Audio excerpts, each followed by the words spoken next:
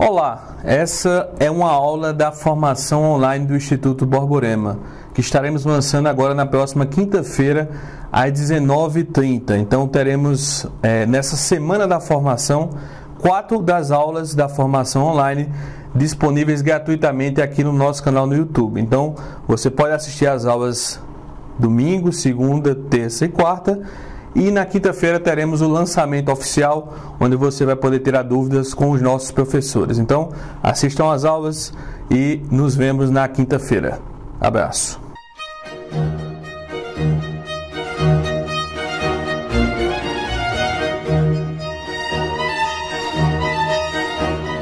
E aí pessoal, muitíssimo boa noite, quer dizer, eu estou gravando agora à noite, né? Mas bom dia, boa tarde, boa madrugada para você. Eu não sei quando é que você vai ver este vídeo, mas já fico muito feliz de você estar aqui na formação básica do Instituto Borborema. Meu nome é Pedro Augusto, eu vou ser o professor de vocês neste módulo, né? O que é que nós vamos falar aqui? Eu sei que vocês já estão aí com as aulas do professor Matheus, professor Caio, na poesia, a prosa, vocês também têm o professor Felipe, que todos excelentes professores, né? Pessoas altamente capacitadas e vocacionadas para isso que estão fazendo. E esse módulo específico é um módulo a respeito das 4 virtudes cardeais, né?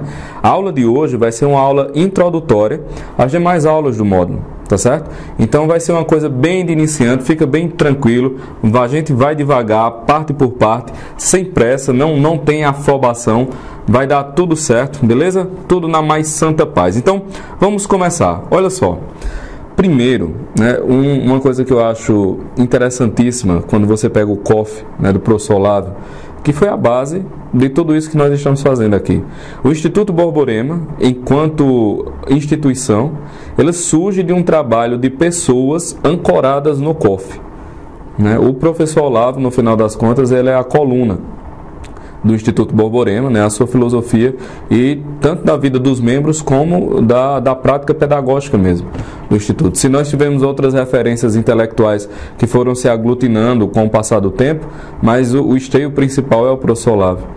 E quando você pega o COF, o curso online de filosofia, uma das primeiras obras indicadas pelo professor Olavo é uma obra de Orígenes Lessa chamada O Feijão e o Sonho, né? E assim, você olha a obra de Orígenes Lessa, embora seja muito bem escrita, obviamente, né? Embora tenha um valor literário, mas não é um Camões, não é um Shakespeare, não é um Dante. E aí, de todas as obras possíveis a serem indicadas pelo professor, por que O Feijão e o Sonho é uma das primeiras delas?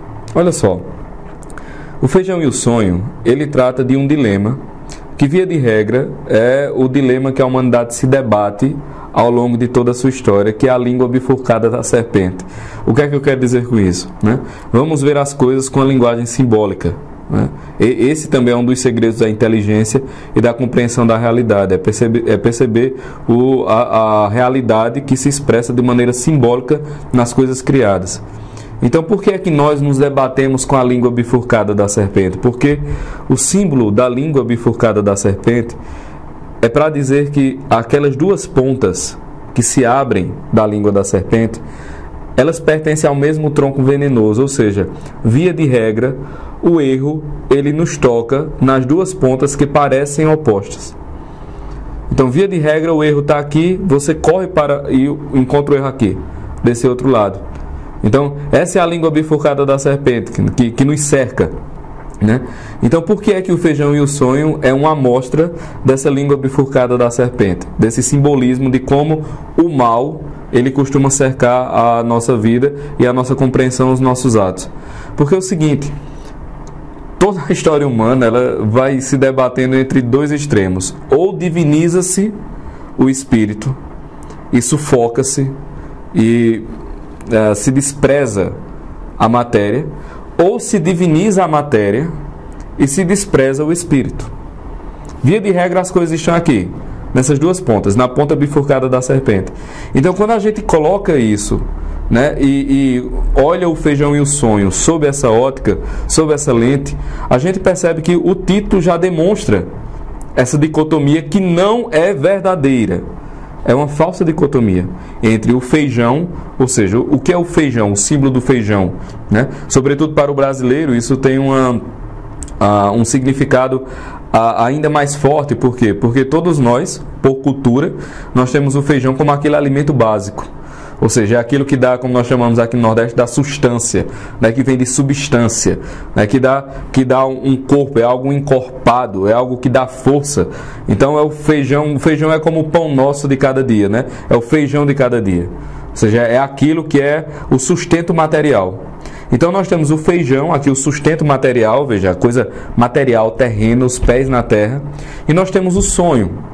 Ora, o sonho, ele por definição não é uma realidade, ele ainda não foi realizado, porque se ele foi realizado, então ele não é mais um sonho, ele não é mais uma projeção. Então o sonho, ele está no nível imaginativo, o sonho ele está no nível etéreo, né? Até a coisa do sonho como algo evanescente, algo que você para e pensa, quando se coloca em desenhos, né? Se coloca o pensamento assim como algo saindo da sua cabeça, ou seja, algo que ainda está na sua mente, não está dado na realidade. É o que você planeja, é o que você deseja. Então, já no título está colocada os dois pratos, estão colocados os dois pratos da balança, né? O feijão, a coisa material, terrena, e o sonho, a coisa etérea, como se fossem opostos. E no livro, eles de fato parecem ser opostos, né? Porque eu costumo dizer que o feijão e o sonho é uma briga de foice para ver quem está mais errado. Todo mundo no livro está errado. Todo mundo no livro está errado. É um negócio impressionante. Mas assim, por que é que Olavo então coloca pra gente diretamente esse dilema? Por quê? Porque via de regra, quando se entra na vida intelectual, e aqui não confundir vida intelectual com vida acadêmica, né? Porque o Brasil ele conquistou esse inconsciente coletivo de que a vida intelectual é a vida acadêmica. Não tem nada a ver. A vida intelectual é a vida humana. Nós somos todos chamados à vida intelectual, porque nós somos todos almas racionais. Almas imortais racionais. Essa é a nossa natureza. A natureza das experiências humanas são experiências de tipo intelectual. É claro que são também experiências de tipo sensitivo, experiências de tipo emocional, mas aquilo que é puramente humano, que o distingue, né, do resto daquilo que ele participa junto com a criação, é exatamente a percepção do ser, ou seja, é a vida do espírito. Então, ser gente é abraçar em alguma medida a vida do espírito. Quando nós rejeitamos esse abraçar a vida do espírito, e aqui, gente, quando eu digo abraçar a vida do espírito, não estou dizendo que você ficar meditando, contemplativo, não estou dizendo que você tem que imediatamente ir para a sétima morada, né? Como nos ensina Santa Teresa, não estou dizendo que imediatamente você rasga as suas roupas e corre nu para viver apenas da mendicância, da oração e da penitência em algum deserto. Não.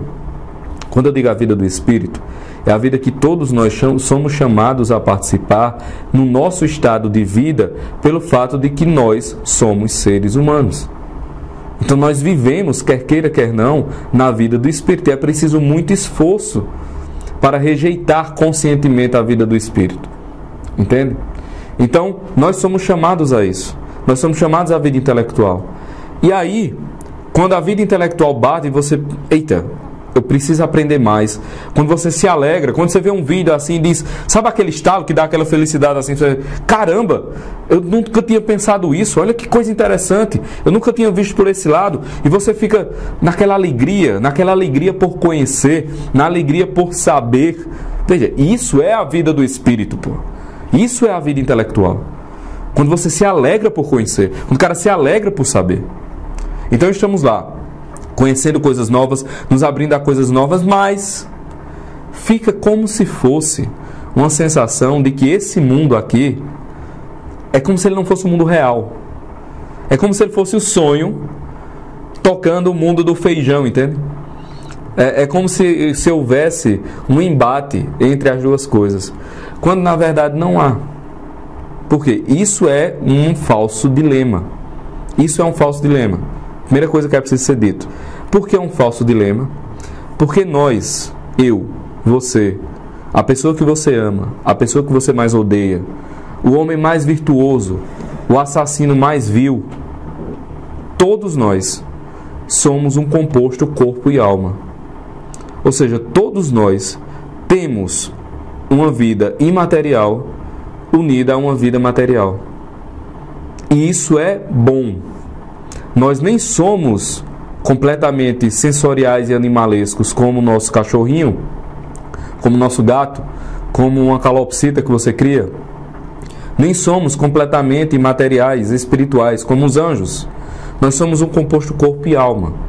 Isso implica dizer que toda vez que a gente não age com ou o feijão ou com o sonho. A gente age com o feijão e o sonho. Vocês entendem?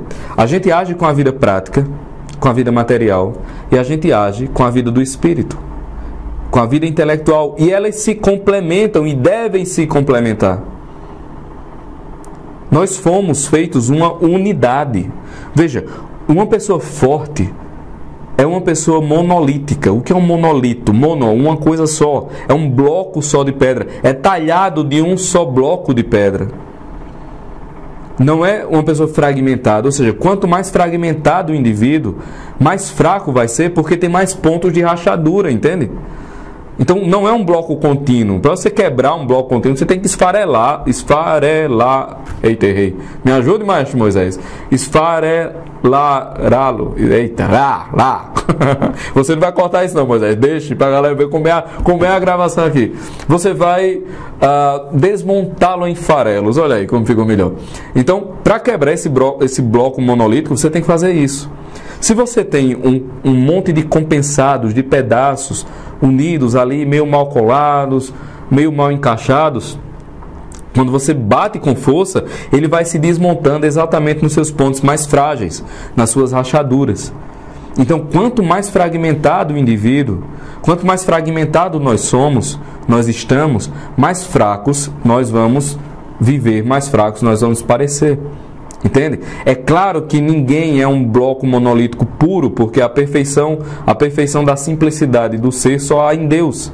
É claro que todos temos fragmentos, mas quanto mais consciência nós temos disso, e quanto mais a gente tenta eliminar essas rachaduras, tanto mais forte nós ficamos. E essa coisa da personalidade forte, de ter essa força interior, nós vamos chamar isso de uma outra coisa, nós vamos chamar isso de virtude. Vem de virtus, de força, né? De vir. Então, vir, seja homem, virilidade. Então, existe na raiz da virtude essa ligação com a força, com o ímpeto, com o resistir. Por isso que o mesmo radical é usado, né? para o homem, que é exatamente qual é o símbolo da masculinidade. O símbolo da masculinidade é a força, né? Enquanto o símbolo da feminilidade é a beleza. Mas o símbolo da masculinidade é a força. Isso não quer dizer que uma mulher não possa ser forte ou que um homem não possa ser belo. É claro que não. Se for os dois, melhor ainda. Mas o que eu estou dizendo é que, simbolicamente, né, a força, a estrutura óssea, a estrutura corporal do homem e a estrutura corporal da mulher são indicativos dessa natureza, né, da feminilidade e da masculinidade, que podem ser traduzidas simbolicamente como a beleza, a graça, o acolhimento, a transformação, no caso da mulher, e a força, a proteção, a segurança, o ímpeto, o vigor, no caso do homem. Então vamos pegar virtude como essa força. Veja, no nosso tempo, a ideia de ser alguém virtuoso foi perdida. Por que foi perdida? Porque a ideia de bem foi perdida. Primeiro porque se perdeu o bem supremo. Veja, se eu não tenho uma percepção do ideal de algo, eu não tenho como medir em que estágio eu estou com relação àquela perfeição. Isso me parece óbvio, né? Então, por exemplo, eu estou aqui, pronto, você está aí vendo essa aula e não sei se você toca violão ou não. Se você toca violão ou algum instrumento, com certeza você já ouviu falar de Armando Costa. E Armando Costa, para quem não conhece, é um grande músico, né? Um grande violonista brasileiro, talvez não, o maior de sua geração. Eu toco violão. Eu sei que eu não sou Armando Costa. Eu sei que aquele nível que ele toca é o nível que eu não alcanço. Então, quando alguém me pergunta, Pedro, tu toca violão? Eu digo, eu toco. Mas quando eu digo eu toco, eu não digo com a pretensão interior que eu sou o melhor da minha geração. Por quê? Porque eu sei, pô, eu estou vendo o melhor da minha geração. Eu estou vendo ele tocar. Eu sei que eu não sou capaz de fazer aquilo. Você está entendendo? Eu tenho uma noção do que é a grandeza naquele aspecto. Então, eu estou aqui, só na corrida. Domingo de manhã eu acordo, vou correr 5, 10, 15 quilômetros. Todo dia de manhã eu acordo às 4h30, 5 horas da manhã, vou fazer minha corrida, disciplinado, com alimentação regrada, treinando na academia, fazendo minha corrida. Mas eu sei que eu sou um atleta amador. Eu sei que eu não sou o Usain Bolt. Eu sei que eu não corro uma maratona como um atleta olímpico. Por quê? Porque é possível ter essa gradação. Porque eu conheço o ideal de perfeição. Isso vale para a leitura, por exemplo. Por que é que todo mundo acha que sabe ler? Porque a gente não tem a perspectiva do que é um grau de leitura profundo. Não nos é ensinado isso na escola, não nos é ensinado isso na universidade. Então, o cara está aqui, aí ele começa a ler essa página, ele entende mais ou menos por cima, e ele acha que isso é o máximo de capacidade de leitura possível. Por que ele acha isso? Porque um nível de leitura profundo não foi apresentado. É como se fosse um sujeito que ele corre seus 5 quilômetros, seus 10 quilômetros, que ele treina todo dia, e ele acha que isso é o máximo que se pode alcançar de performance em corrida. Por que ele acha isso? Porque ele desconhece que existe algo como uma maratona. Porque ele desconhece que existem pessoas que são capazes de correr uma maratona em 2 horas, ou menos, eu nem sei quanto é que esses atletas de alta performance correm uma maratona. Mas se essa pessoa desconhecesse a existência desse esporte chamado maratona, ela iria achar que aqueles 5, 10, 15 quilômetros que ela faz é o auge da capacidade física que alguém pode chegar. A mesma coisa acontece com a leitura. Como a pessoa desconhece a profundidade do que é possível, ela acha que aquilo que ela sabe ler é o máximo que ela consegue. Então a gente transporta isso para a bondade. Como se perdeu a ideia do que é um indivíduo perfeito, então se perdeu a ideia das gradações de bondade. Então, existem gradações de bondade, existem gradações de força, existem gradações de virtude. A pessoa pode ser mais ou menos virtuoso, pode ser mais ou menos bom. Isso é possível. Então, aos indivíduos vis, pérfidos e terríveis, aos indivíduos um pouquinho melhores, mas ainda maus e mesquinhos, ao indivíduo mediano, ao indivíduo bom, ao indivíduo excelente, ao indivíduo perfeito. Então, essa ideia da perfeição, como ela foi perdida em nosso tempo, do homem perfeito em vários aspectos. Em vários aspectos. Veja, quando nós estamos, como nós estamos hoje, né, numa situação de destruição civilizacional, os papéis se perdem, as funções se perdem, fica todo mundo louco. Então você diz, o que é uma família perfeita? Veja, não estou dizendo aqui que é a família de margarina, não.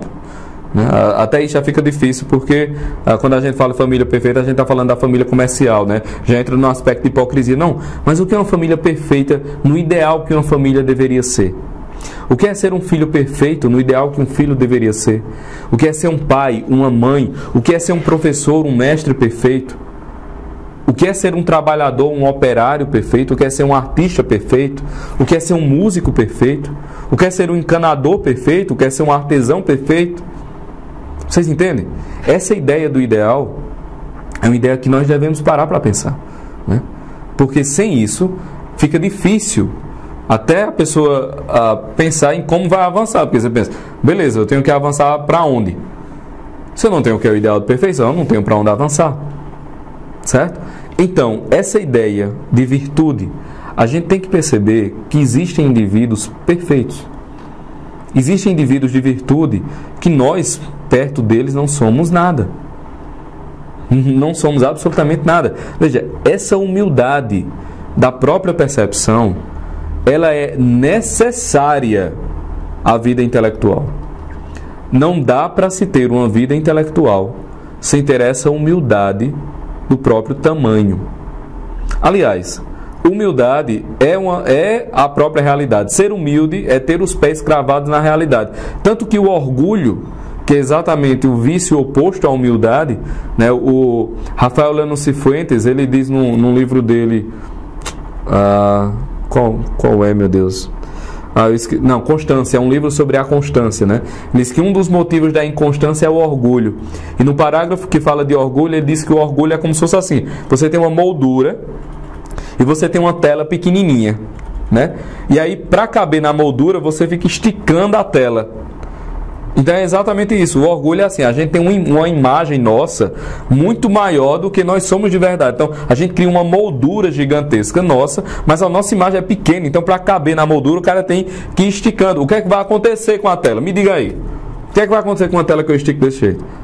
Vai se rasgar, ou então ela vai viver tensionada. Ninguém consegue viver tensionado, porque ninguém consegue viver na farsa, ninguém consegue viver na mentira o tempo todo. Viver na mentira o tempo todo é um negócio alucinador, é um negócio enlouquecedor. A pessoa perde a sanidade, pô.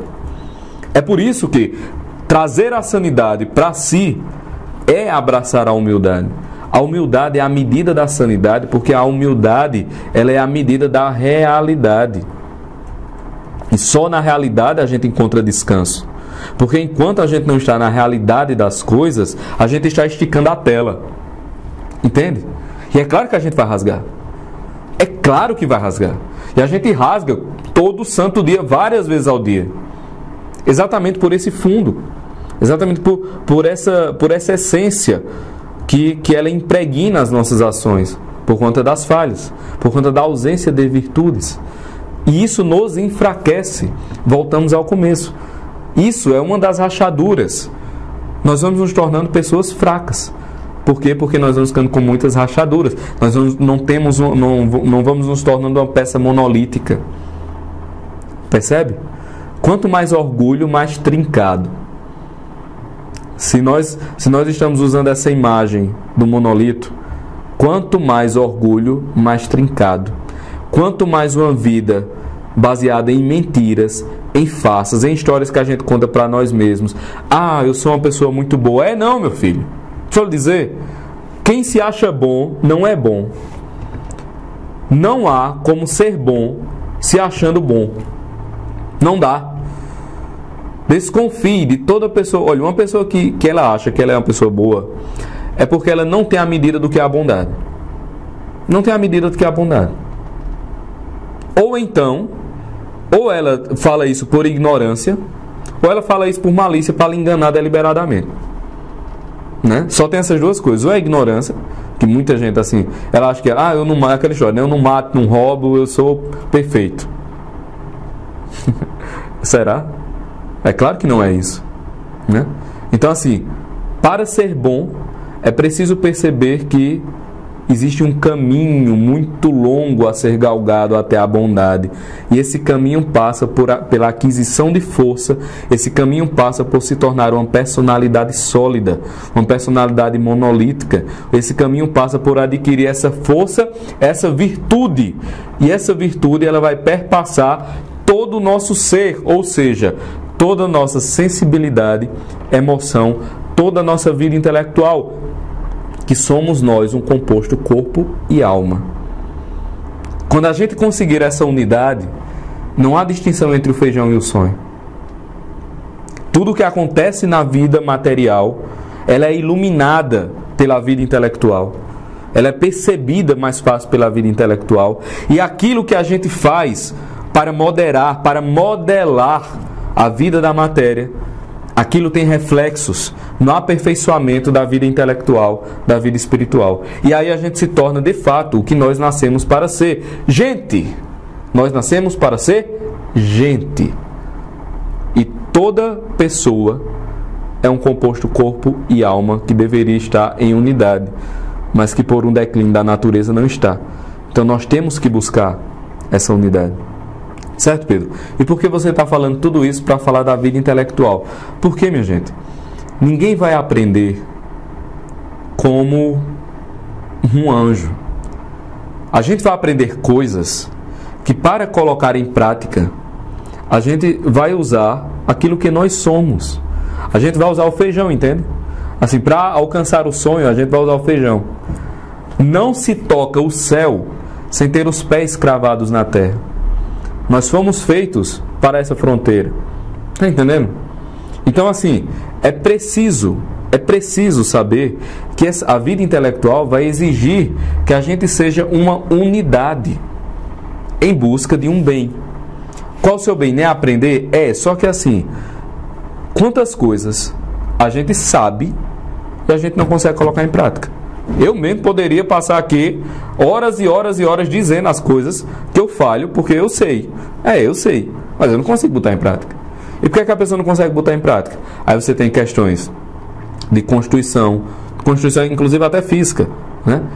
De personalidade, de temperamento, de lembranças, terríveis memórias, traumas da infância, da adolescência, da vida adulta. Você tem mágoas, você tem rancores, você tem circunstâncias, enfim, você tem um todo orgânico que forma aquilo que você é e que nem sempre acompanha aquilo que a gente aprende, aquilo que a gente conhece. Então o desafio inteiro está em buscar o bem, buscar conhecer, buscar saber, buscar essa verdade e fazer com que tudo que nós somos caminhe para isso. Só que não dá para fazer isso sem ter força para fazer isso. Vocês entendem? É preciso ter essa força, e essa força ela não brota como um cogumelo da noite para o dia. Essa força ela é conquistada passo a passo. É como se essa solidificação, né, já que nós estamos usando essa ideia do monolito, é como se essa solidificação ela fosse feita assim, como camadas estratificadas. Você vai colocando uma em cima da outra e você vai colocando todas no mesmo sentido e peso e pressão até que elas se juntem, né? É a poeira compactada até virar rocha. Você vai compactando até que aquilo vira uma rocha. E como é que a gente faz isso? Na vida comum, na vida prática, na vida do dia a dia. Com disciplina. A gente faz isso com justiça. A gente faz isso com temperança. A gente faz isso com bondade. Só que para ser justo, para ser temperante, para ser sábio, para ser bom, nós temos que ter uma virtude fundamental, uma força fundamental que é a modeladora, a informadora de todas as outras virtudes, que é a prudência. A prudência é a virtude informadora de todas as outras virtudes. Por quê? Porque a prudência é a arte, né? Nós vamos mergulhar mais profundamente na próxima aula sobre a prudência. Mas a prudência, ela é a arte do bem escolher. Ela é a virtude da reta razão, né? Ser prudente...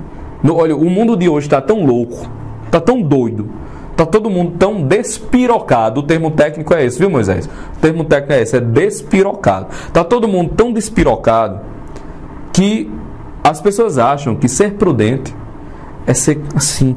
Aí ele foi muito prudente, ele não falou nada, ele ficou quietinho no canto dele, ele não disse...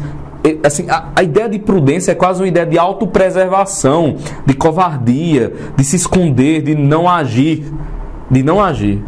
Ora, é claro que prudência não é isso, pô.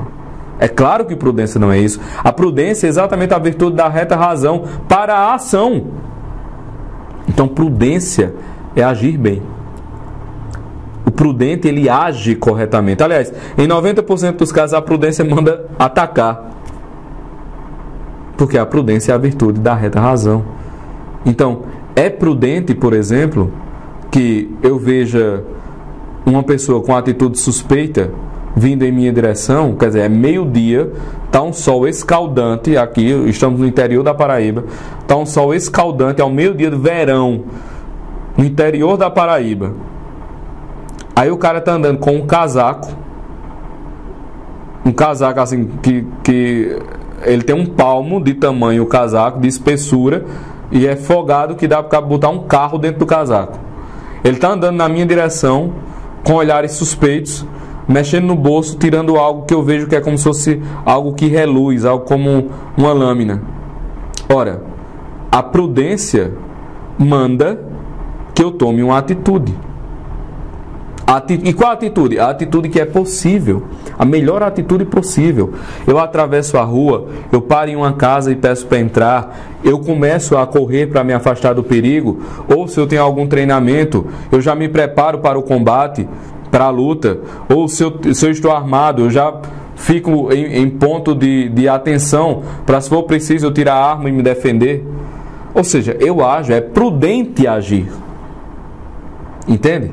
Então a prudência é essa virtude da reta razão. Sem prudência não dá para fazer nada.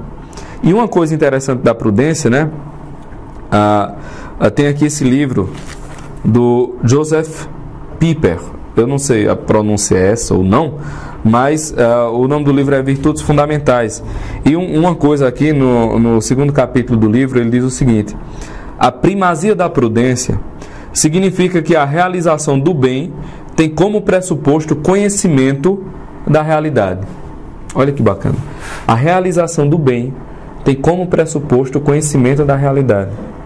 Isso quer dizer que participar dessa formação básica, como vocês estão tendo excelentes aulas com todos os outros professores, isso dá a cada um de vocês um conhecimento maior da realidade. Portanto, uma maior capacidade para fazer o bem. Ou seja, uma maior capacidade para a prudência. Portanto, uma maior responsabilidade. Então, quanto mais conhece-se a realidade, quanto mais conhece-se bem o mundo real, o mundo concreto, não o mundo das loucuras, não o mundo da mentira, não o mundo da farsa, não o mundo do mau teatro. Quanto mais se conhece a verdade, mais se é capaz de ser prudente. E sendo prudente, só sendo prudente, se é capaz de ser bom, de ser justo, de ter a temperança. Ou seja, sem prudência não há como ter perfeição alguma. Não há como ter perfeição, inclusive intelectual. Por quê? As pessoas agora, né, que meio que deu essa renovada na vida intelectual brasileira, graças ao trabalho do professor Olavo, né, e aos alunos do professor Olavo. Então deu-se esse renovo na cultura nacional. Então as pessoas estão querendo, com sede de buscar a verdade.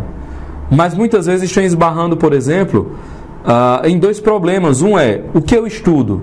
Em qual sequência? Como é que eu faço? Esse mundo de informações são todas boas. Você tem vários perfis bons, você tem vários professores bons, todos com excelentes conteúdos. Como é que eu escolho? Ou então, a pessoa escolhe algum, ou fica pegando um pouquinho de vários, conhece um pouquinho a mais, e aquele balão se infla, se incha. Parece que o cara está na Capadócia, assim, com aquele monte de balão passando na sua linha do tempo. Ora, essas duas atitudes não são prudentes. Não é prudente querer ser sábio antes do tempo. Já diz Hugo de São Vítor, né? Não é prudente ser sábio antes do tempo. E também não é prudente querer abraçar o mundo de uma só vez. Então veja, para você começar com saúde a vida intelectual, de uma maneira saudável, de uma maneira que aquilo não vá nem lhe inchar de vaidade, nem vale enlouquecer pela incapacidade de escolher entre tantas coisas boas e terminar não escolhendo nada. Quer dizer, para que aquilo não vire um crescimento como um câncer, que na verdade é um crescimento louco de uma célula. Então, para que aquilo não vire um câncer na vida espiritual e intelectual, é necessário prudência. Então não tem como ter um bom aprendizado sem ter uma prudente atitude de aprendizado. Não tem como ter uma boa leitura sem ter um prudente treinamento para você escalonar sua capacidade de leitura. Vocês estão entendendo? Não tem como ter uma boa escrita sem você ter um prudente treino, sem você ter uma prudente busca de estilos, uma prudente acumulação de leituras de outros autores, né? Como diz... Tem 2 textos de Olavo sobre isso, né? Sobre a arte de escrever, e tem também um livro, A Arte de Escrever em 20 Lições, que é sensacional e trata desse tema. Ou seja, você não tem como caminhar na vida intelectual sem a prudência. Ficamos por aqui por hoje. Essa aula é introdutória, apenas para a gente perceber a necessidade da prudência para a gente colocar, fincar, cravar na nossa percepção e na nossa alma a necessidade de ser forte, dessa virtude, virtus, dessa força, de ser essa personalidade monolítica, cada vez menos fragmentada, cada vez menos rachada, de cuidar em procurar os ideais, esses ideais mais elevados, buscar esses ideais de perfeição, para que a gente possa avaliar a nossa própria caminhada e, tendo em vista tudo isso, iniciar da melhor maneira possível uma vida intelectual que não é dissociada da vida prática. Não existe ou o feijão ou o sonho, né? É o feijão e o sonho. Nós somos um composto corpo e alma. Então nós estamos unidos, corpo, alma, vida espiritual, vida material, uma alimentando a outra, de modo que ambas nos carreguem junto à perfeição. Beleza? Então nós ficamos por hoje. Um grande abraço, até a próxima aula. Valeu!